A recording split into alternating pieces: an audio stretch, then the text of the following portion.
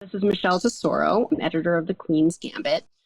Just want to walk you through this section of my timeline for this particular scene of the Queen's Gambit. This is episode 105, as you can see here. And this is obviously our infamous split screen section, which has a lot of interesting things in the video timeline here. We've got almost 10 layers of track, and that really just signifies like how many different picture-in-pictures that we had to accommodate.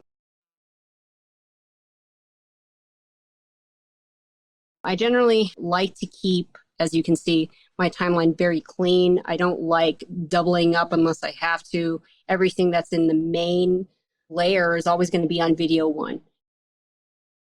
If I have to put anything above that, it's, as you can see, the pinks are usually some sort of a visual effect or online where I requested the footage and we resized it. So we keep the daily in, and also any visual effect that maybe we have changed, but we keep it in line and in sync. That's what the pinks are. The pinks are visual effect shots. Usually my timeline, I've had this color system since, I don't know, 2000. So, I find blue is very an easy color to look at, very lucid.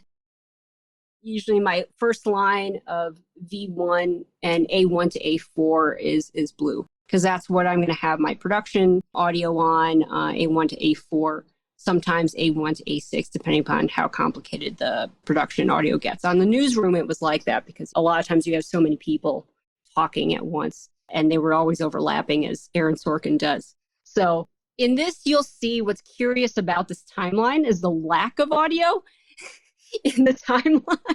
And you'll see that the audio in A1 just seems to, what this is stems. At this point of the cut, we're looking at July 2nd. So if you look at the sequence name, it says QG 105, which is our episode number. And I named the sequence basically based off date and time of day of when it was created. So July 21st was when we were basically locking. But and usually the dot is like they don't version up the time of day unless there's a real picture change. The point 10, or it could be point 1, point 2, point 3, point 4.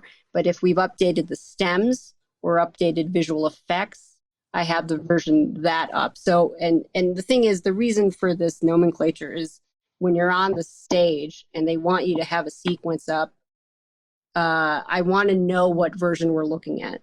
So if you have a sequence name up there, I know exactly if that's the correct version, or if we've changed the picture edit or not. So that just tells me a lot by not having to say this is lock cut for blah blah blah. We work with sound editors and we turn over our tracks. We never get deeper than 4 tracks with, just our production tracks.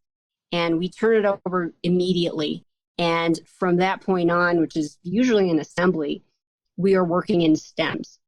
And so this one, it has us working in 2-track stems. I mean, it looks like they brought in the dialogue stem, which is on A1 as a stereo track, as you can see by the little icon next to A1. It's a stereo track, but single, and the others are mono stereo tracks of sound effects, and at the bottom would be music.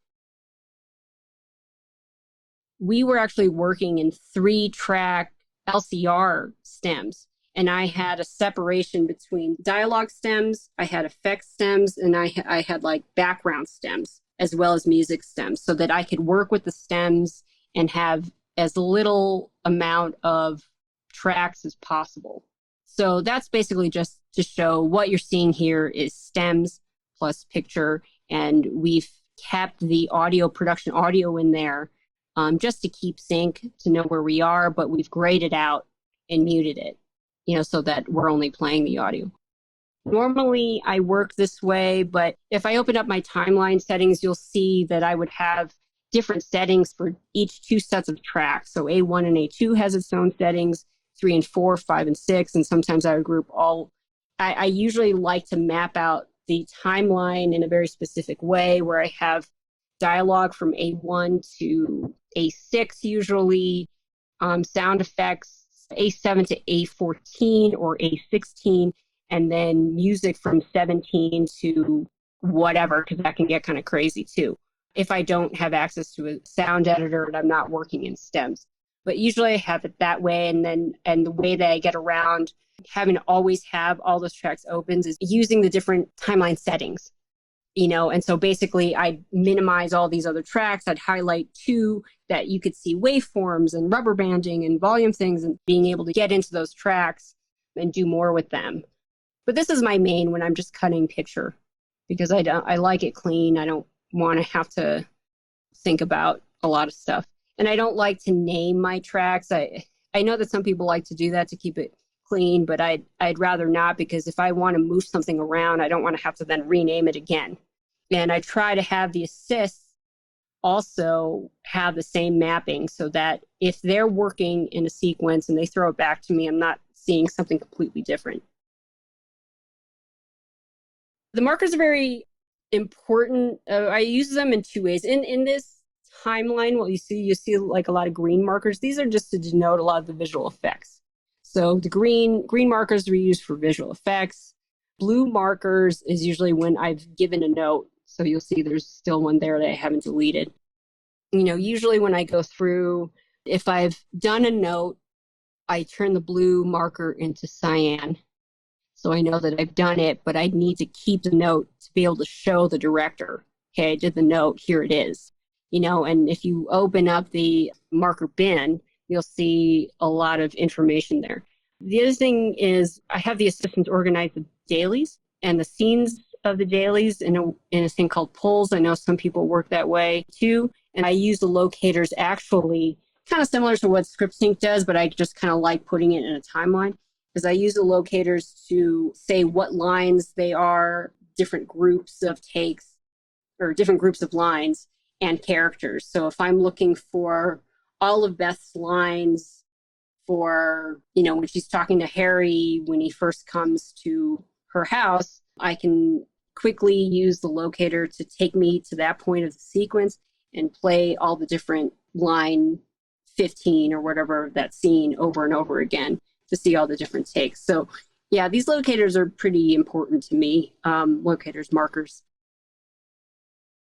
We definitely work in group clips. I mean, for Scott, he usually doesn't shoot more than 3 cameras. I mean, in Godless, we had more because there was way more stunts, just more action going on. Here, we kind of stuck to an A and B camera grouping, and that just keeps it easy for us. I mean, the way we labeled it, obviously, we have the star to denote that was a director select. And that's all about that source clip in there.